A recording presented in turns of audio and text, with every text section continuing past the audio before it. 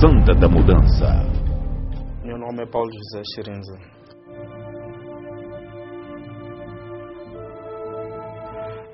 Eu tive muitas dificuldades financeiras antes de entrar na Igreja Universal. Passei por vários pontos onde busquei emprego e praticamente todas as portas permaneciam fechadas. Meti currículos como contabilista, meti currículos em vários pontos, mas as portas não se abriam. Isso praticamente aos 18 anos de idade. Mas mesmo assim não desisti. Continuei na luta em busca do emprego.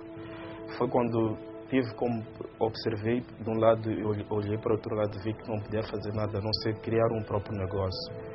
Mas não tinha meios próprios, isto é, questões financeiras para poder iniciar o negócio. Foi quando comecei a vender pão praticamente de casa em casa, onde eu ia e vendia pão. Mas pronto, eu vi que aquilo não podia me levar a nenhum sítio.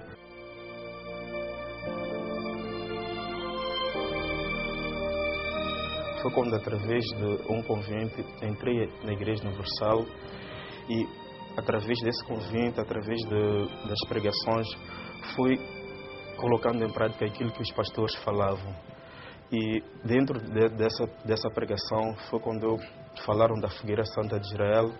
Eu fui lutando, fui participando da Fogueira Santa de Israel, sacrifiquei, consegui, graças a Deus, o meu primeiro emprego como contabilista numa instituição de crédito.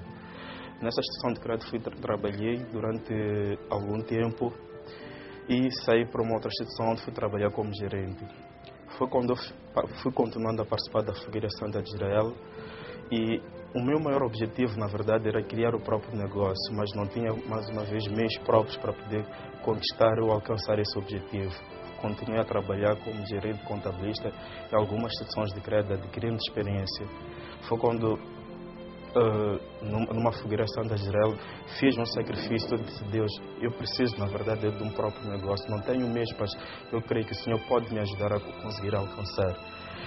Fui lutando e, graças a Deus, consegui pela primeira vez este negócio como de instituição de crédito e já estou praticamente há 2 anos nessa instituição. Temos 2 estabelecimentos e a empresa vai crescendo cada vez mais.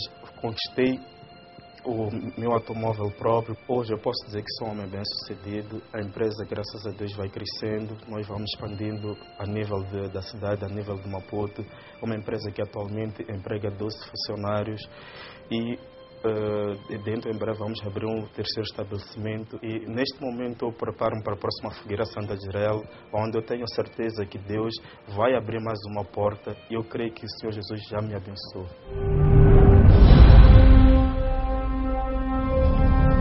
Fogueira Santa da Mudança.